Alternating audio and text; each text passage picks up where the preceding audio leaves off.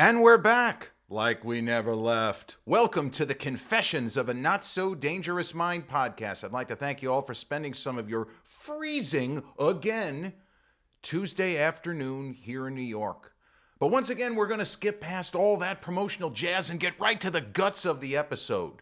We're going to do another one of those dual, D-U-A-L, not D-U-E-L, but dual episodes where there's two things going on at once. And I don't want to break it up. We're just going to call it one thing or the other. But on this day, 1983, a film which I consider to be a kind of top tier from the decade of the 80s, which is a good movie decade, but in my opinion, not as good for Hollywood as either the 70s or the 90s. Again, just my opinion. You are free to vehemently disagree and provide, what do we say, show your work, provide proof, no problem. Love those kinds of arguments. But not only was this movie that I'm going to talk about today a big filmmaker, two enormous movie stars, but it's also the newest entry in our continuing series of the best movie you've never seen. This is a film that if you're under 40, unless you are a completist of either of the main actors or a completist of the sensational filmmaker, you've probably not even seen it, and there's a chance you've never even heard of this movie. Wow, so-and-so was in this, yes. So the movie in question, released in the United States on this day, 1983, is Peter Weir's fascinating historical drama, The Year of Living Dangerously. And his two stars are Mel Gibson and Sigourney Weaver. Now, Peter Weir is a filmmaker that I look upon in a similar light as Terrence Malick. And yes, Peter Weir has written screenplays. He was not, strictly speaking, a screenwriter who became a director, as is the case of Malick. But when I compare the two, it is for a very good reason, and for, in my opinion, it is a way to lift them, to put them on a perch that other people may not automatically ascribe them to. Similar to when now David Lynch, the late David Lynch, who would have turned 79 yesterday, for many people, he didn't have the filmography overall of a Spielberg, of a Coppola, of a Scorsese. But if you ask me, did David Lynch have as much filmmaking talent as any of those masters? Yeah, he sure as fuck did. And that's certainly not a knock on any of them. It's that Lynch he was his own, you talk about a unicorn, David Lynch was it. Well, Peter Weir, I put on the level with Terrence Malick, who had every bit as much ability, and he's still going. Weir is retired now, I should point out. I think he's 80. But Peter Weir doesn't have the expansive filmography of the Spielbergs, Coppolas, and Scorseses. But if you look at the depth of quality, and this is what I was talking about with Malick, if you look at the percentage of all-time great films in the filmography of Peter Weir, the guy doesn't miss. He hasn't missed. And the other guys, well, you could argue, did Scorsese ever really miss? I'm not so sure that he did. But even Spielberg had his misses, and sadly, Coppola, who was freakishly talented as both writer and filmmaker, sometimes you just pick the wrong script. And that's part of it. Having the ability to know this is definitely going to work, this might not work, I'm going to just get rid of the this might not work. But on the other hand, sometimes you have to dare to be great and take risks, as Coppola recently did with Megalopolis, a film he tried to make for the better part of 3 decades. Sometimes it does not work out. But when we look at the career of Peter Weir in total, you have a distinctive filmmaker with a very discerning eye who worked with some of the best cinematographers to ever work in the business, including Ralph Richardson. And Peter Weir just nailed every single film, going back to movies like Picnic at Hanging Rock in the 70s. I still don't really understand what happens there, but okay. Gallipoli, also with Mel, a phenomenal film, and his follow-up to Gallipoli, The Year of Living Dangerously. So I am someone, as you know, when it comes to movies, when it comes to life, there are things that are very stark. It's either this or this. You believe that or you believe that. But oftentimes, especially in movies, I'm all about nuance. I'm all about looking at things in maybe a way that you haven't if you're used to everything being nail, meat, head, or very, very blunt. The Year of Living Dangerously is a historical drama with real life historical figures, but it's made up of fictional characters who were inspired by certain real life people, but more or less made up characters to serve this particular story. And the story of The Year of Living Dangerously is about the real historical event, the attempted overthrow of the Indonesian leader Sukarno. And it's strange that 20-some years later, or 30 years later, excuse me, Suharto, I always thought that was weird. There's a Sukarno and a Suharto, but maybe it isn't as weird as I think. But it's about the attempted overthrow of Sukarno.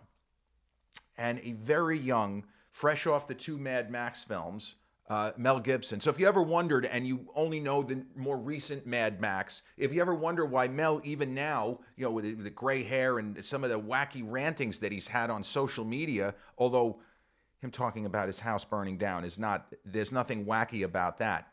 But Mel is occasionally known as Mad Max. And if you say, why are they just calling him Mad Max? Well, because in 1979, 1981, and then 1985, he played the character in 3 different movies. And Mad Max Furiosa, he didn't have anything to do with that. That was a film a lot of people thought was one of the greatest action movies ever made, and it kind of bombed at the box office. But the interesting thing with Mel in this film, now we all know he's very controversial, he's a polarizing figure, but there is nuance to be found if you just look at this movie and compare to the rest of his career, and if you even want to throw in what we think the real Mel Gibson is like when there are no cameras on. Because there are plenty of people in Hollywood who say, no, I vouch for this guy. He's okay. We recently had Andrew Garfield come out and said, I wouldn't have made the film that he made about Dixon Doss, the pacifist who ended up winning the Medal of Honor. Bronze Star, Silver, I forgot exactly what Dixon Doss won. And also Jodie Foster has vouched for him repeatedly, and most famously Robert Downey Jr., who says when he was bottoming out, the only person who would even take his calls was Mel Gibson. So we'll just throw that out there. There's good and bad in us all. But Mel, in this particular film, for somebody who has played so many alpha males in his career, where, yeah, he's the central character, but he is doing leading man shit. In this film, he's not really doing that. He's more of an observer.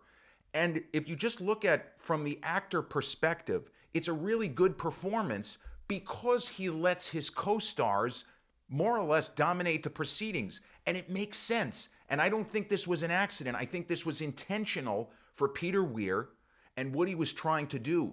Because Mel plays, his name is Guy Hamilton. He's a reporter with the Australian, I guess you would say it's the Australian version of either the Associated Press or what used to be called UPI, United Press International.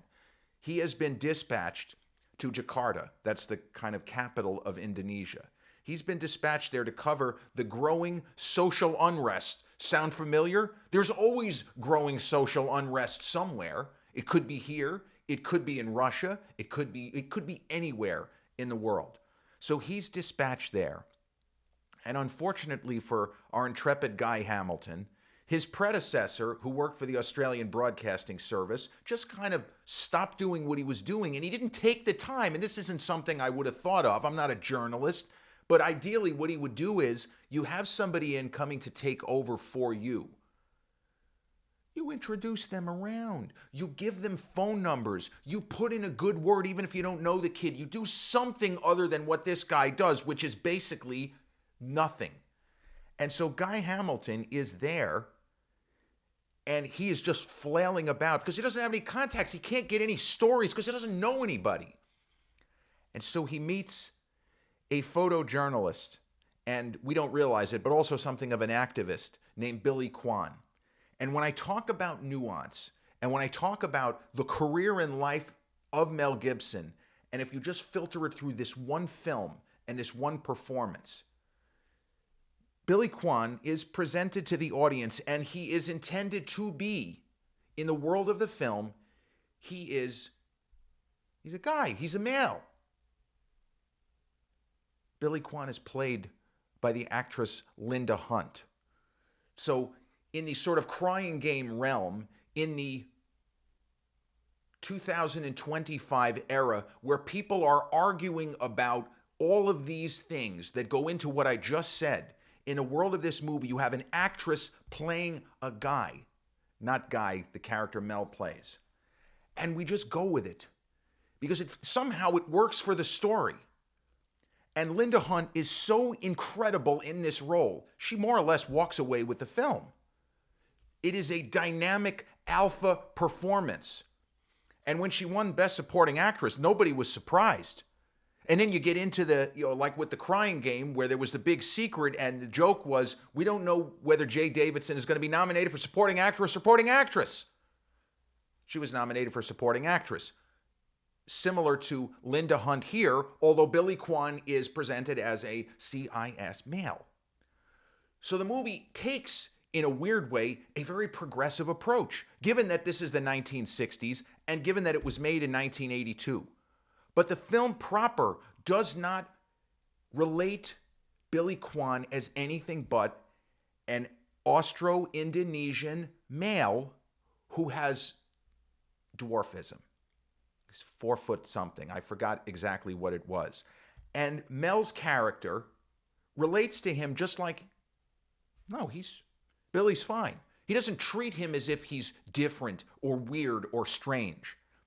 And they become best friends. And because Billy Kwan takes a liking to Mel's Guy Hamilton, well, he suddenly starts to get a couple of contacts, a couple of interviews, and then either fortunately or unfortunately, Billy introduces Guy to Jill Bryant, who appears to simply be like a secretary to some high-ranking British government official, but she's actually a spy.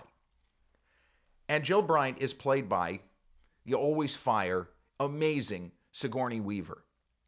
And Sigourney was in her early 30s when this film was made. Mel was like 26 or 27, I believe. But without putting too fine a point on it, they are both dynamic performers. And Mel's scenes with Sigourney are amazing, even though it's very unlikely. It's very unlikely, and if you look at the poster of the movie, and even on the kind of the little thumbnail that I used to when I put this either onto the audio platforms or on YouTube, this movie was teased with the tagline, "Love Caught in the Fire of Revolution." Under any other circumstance but a movie like this, with two iconic performers in Mel and Sigourney, there's no way that they can't work. You have World War III potentially happening in this film. You have a violent overthrow days away. Are we really going to watch Mel and Sigourney make goo-goo eyes at each other and start having sex on the sly? Well, yeah, we kind of are. But they make it work because they have real chemistry. And Sigourney's British accent, it's not bad. She's not Meryl Streep, but who's Meryl Streep? The British accent works well enough. And this movie deals with a lot of real-life stuff that has nothing to do with the Sukarno overthrow. I think it was called the September 30th Revolution. That I'm not 100% on. But you have the kind of real historical backdrop of the ruling class in power and then a faction of citizens, whether or not it has anything to do with a religious situation or it's just pissed off citizens. And then you have a potential overthrow, and then it's always the question of who are the generals going to support. We've seen this. We know this. The famous John Frankenheimer film in the 60s, 7 Days in May, gets into the same kind of situation. So Mel's character is very reactive for huge chunks of the story. And if you look at Mel's career, you think of him in the first 2 Mad Max movies. That is not a reactive protagonist. That is an active protagonist. He is driving the bus. You look at Mel in the Lethal Weapon movies. Alpha male. He's doing alpha male shit. In most of his career, Mel plays these kinds of very forceful, very strong protagonists, and the other characters are simply reacting to him. In this one, it's a totally different kind of performance, and I really like what he does here. This is not the kind of performance that was ever going to win awards because he lets his co-stars run the show. And whether or not it was entirely Peter Weir or whether Mel himself sensed the incredible job that Linda Hunt was doing as Billy Kwan. Mel's performance is perfect. The thing is, sometimes less is more. And his more laconic, quiet line readings, they really work for this film. Now, one thing that Peter Weir does in this movie, as well as any other film, the only movie that I even think of offhand, where it is shot in such a way that you feel the atmosphere, Lawrence Kasdan's Body Heat, a film which takes place during an oppressive heat wave in Broward County, Florida, the Fort Lauderdale, Miami-Dade area. We're not exactly sure where it's all set. But that entire film, no one seems to have air conditioning. Even though there's a lot of boardrooms and a lot of wealthy lawyers jockeying for position, it seems that it's 90 degrees whether you're inside or outside for the entire film of Body Heat. And you feel the atmosphere. You watch the movie and it seems like your shirt is sticking to your body because it's hot. Well, in the world of this film, Jakarta, I don't think they're necessarily in a heat wave. I think it's just really fucking hot there all the time. Or at least at the time of this August, September of, I guess, 1965. It is always hot. Everyone is always sweating. And Mel's character is never without a cigarette, which somehow adds, you just think of the grime, the sweat, and the smoke. Probably doesn't smell so good wherever these characters are. And Weir nails it. The feel of the movie. You watch the film, and no matter where you are, you feel your body temperature going up. And not because Sigourney's hot, but because the atmosphere does a number on you. It's really something. One thing, though, that the movie does, which didn't really land for me the first time I watched the movie, I wasn't quite mature enough. I think I had just started film school, and I still wasn't quite clicking on all cylinders as opposed to being able to take a film in total. But there is a significant section of this movie that deals with what you might call journalist ethics. And the idea of, if you are given information to save your life, you're given information that is very privileged information, need to know basis. Don't go public with this story or people might die. Well, what are you supposed to do? There's your ethical dilemma. Are you really going to try to win a Pulitzer at the expense of maybe getting your head shot off? Or are you going to keep confidence in, you know what?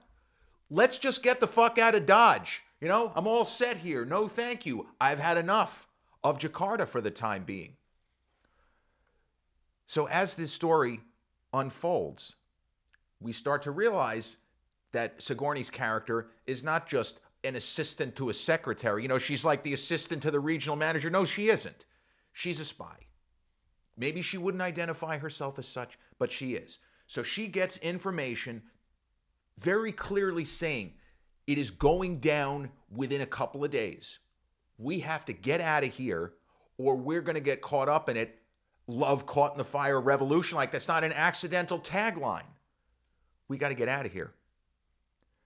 But Mel's character sees an opportunity. He's not even looking at it in terms of, she just gave me privileged information. She told me in confidence. No, he's going to push forth. And then you ask yourself, is this okay? Well, not really. It's not really okay. Does the end justify the means? Well, if the end is that you get your head blown off and you die, maybe, but I don't think that that's anyone's intention. So you deal with levels of, is it betrayal? Is it just following a story? Is it not believing that this information is correct?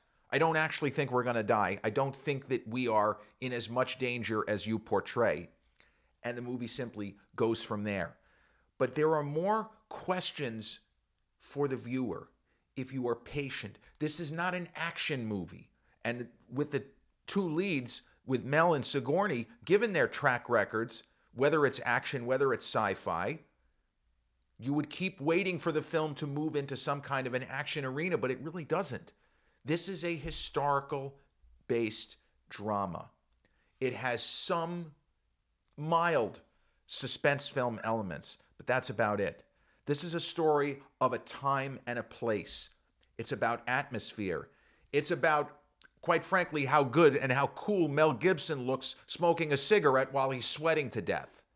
There's very few people that can look good smoking a cigarette while they're sweating to death. Young Mel Gibson was one of them. And Sigourney Weaver this is as good as she's ever looked in a movie. Sometimes you say, well, what's the best that so-and-so ever looked? Sigourney looks fantastic. And even though it's a serious story, she looks like she's having fun. This couldn't have been an easy shoot for anybody. But they all showed up. They all hit their marks. And Weir's direction never wavers. And I remember reading Roger Ebert's review. I first became interested in this film, not surprisingly. One of Roger Ebert's movie home companions had his full 4-star review of this film. He thought it was one of the best films of its year. Now, technically the film is listed as 1982. It was released in time for the Oscars for films released in 82. The January 21st is when it first opened in limited in the United States, and then in February it got more of a kind of blanket release. But Peter Weir knows that he has geographical terrain which will look incredible in the cinemas. But he doesn't bombard us with it. He doesn't show us how incredible Indonesia looks from the sky until late in the film. And the patience is rewarded because by that point we're into the story, and then all of a sudden we see these almost travelogue shots. We say, wow. It's a little bit like the movie Out of Africa, which it's an Oscar winner for Best Picture. It won a ton of Oscars, and it has 2 people in it I love also in Meryl and Robert Redford. I think that The Year of Living Dangerously 2 years, prior is a much better movie, if we're being honest. But there are moments in cinema where we're allowed to just appreciate the majesty of Earth, of wherever we are in the world of the story. And these sort of travelogue shots of Indonesia are jaw-dropping. It's absolutely just sensational. So yeah, the movie won Linda Hunt the Oscar for supporting for films released in 1982. And I didn't look at the list of nominees offhand, but I assume that Jessica Lange was one of the nominees for Tootsie, and I don't really know who else. And she was. I know that she was nominated for that. But Linda Hunt deservedly won the Oscar. It's a supporting character of Billy Kwan, but the character has an arc, a 3-dimensional movement that it's very unusual for somebody who you think is just going to be a sidekick character. There was a version of this story that they could have made where Billy Kwan was actually the lead, and there is no Guy Hamilton, and the film is Billy Kwan's evolution, where it goes from pretty much being a Sukarno groupie to demanding that, hey, Sukarno, feed your people. Kind of going like this in the course of the story, where you are let down by somebody that you hold in high esteem. I mean, shit happens. And the movie gets all of that across in a very subtle manner. Billy doesn't change all at once. He doesn't go from, I love this guy, to I hate this guy. And you say, well, when did this happen? It's a slow build. Some of the people he deals, there's a young boy and a young mother who he helps and gives them money, and things happen, and Billy turns. There are moments in cinema where the sound and the images are so much magic that we'll never forget it. There's a moment in this film after Billy has introduced Guy to Jill where we see images and all we hear is Linda Hunt's voice on the soundtrack saying the words, "And so it begins." I feel like, "And so it begins," just that one line reading and the way that Peter Weir frames the shot, I think that won her the Oscar right there. But this is one of those films, though, you do have to be patient. You have to have the right expectations. You have to be ready for very serious territory. This is not a fun movie, but it takes the story and the characters very seriously. And for those who only know Mel as, Mad Mel of later era, I think you will be shocked with just how tight and focused and how small his performance is, deliberately. He's almost playing down his charisma because, let's face it, he is charismatic. You don't last in the business for decades without being charismatic. It's impossible. It's a beautiful performance by him. A really solid performance from Sigourney. Linda Hunt just knocks it out of the park.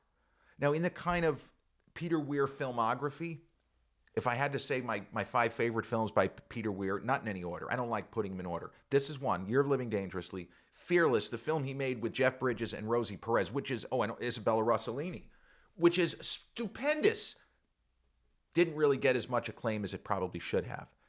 Gallipoli, the Australian side of World War I, also with Mel, unbelievable. That's an amazing film. The Truman Show was Peter Weir, if you didn't know that. I think The Truman Show is probably the best film that he made. And the other one would be Master and Commander with Russell Crowe. Master and Commander is one of the best big budget, big studio films of the last 3 decades. That is a hill that I will go down on. That is a film that got incredible reviews, got a ton of Oscar nominations, and I still feel is hugely underrated. And there's an article in Esquire from a couple of years ago pointing out not only the difference in Hollywood, but the difference in audiences and people's patience to watch films that are not just straight ahead action or based on IP. And he compares Pirates of the Caribbean, the first one, with Master and Commander. Which one became the franchise, the unbelievable global hit, and which one was just a one-off that did okay at the box office, but did not spawn the franchise that many people hoped for, including Russell Crowe? It's just how it goes. Peter Weir is a phenomenal filmmaker, certainly one of the greatest living filmmakers. He'd have to be in the top 10. I don't even think that's arguable. And this is, I believe, one of his 5 best films. The actors they're all ready. They all hit their marks. The cinematography is immaculate. The atmosphere is a character. And there aren't that many movies where you can say that the atmosphere itself is a character, but it is in this film. Now, Year of Living Dangerously is streaming free on a number of platforms, just for reference, if you just want to check it out, see if I know what I'm talking about. Maybe I don't. Maybe this movie's terrible, but it's not. But it's streaming free on Amazon Prime. It's on Freevee and also the Fandango free app. So you could just fire it up right now, no problem. This is a special film. It's a movie that, despite not being necessarily what you would call compulsively rewatchable, like a guilty pleasure film, I have seen this movie 5 times, at least 5 times from start to finish, and I am always drawn in by the atmosphere and by the skill of the performances and the fact that it tells a really interesting story, a piece of history that, were it not for cinema, would be lost to history. And when cinema is at its best, it challenges you, it makes you think, and sometimes it shines a light on an area of history that you just don't know anything about. And you say, wow, I can't believe that this all really happened. Yeah, it all really happened. And that's why one of the reasons I love historical fiction, because these are stories that, why would we ever learn? We certainly didn't learn it in school. It's important, but it wasn't important enough to make a curriculum. Understand why. But The Year of Living Dangerously, released in the United States on this day, 1983, and 42 years ago. The newest entry in our continuing series of the best movie you've never seen. Directed by Peter Weir and starring Mel Gibson, Sigourney Weaver, and an Oscar-winning, incredible performance from Linda Hunt. This has been episode 414 of the Confessions of a Not-So-Dangerous Mind podcast. I'd like to thank you all for spending some of your Tuesday afternoon here with me in New York. And if you check out this episode on the YouTube channel, haven't done so already, please click like, subscribe, comment, share, turn on those notifications. Or if you catch this episode on the audio platforms such as Podbean, Spotify, iTunes, or the others in which we're hosted, same general rule applies. Click like, subscribe, share, and turn on those notifications. I'll be back with a new episode real soon. Till then,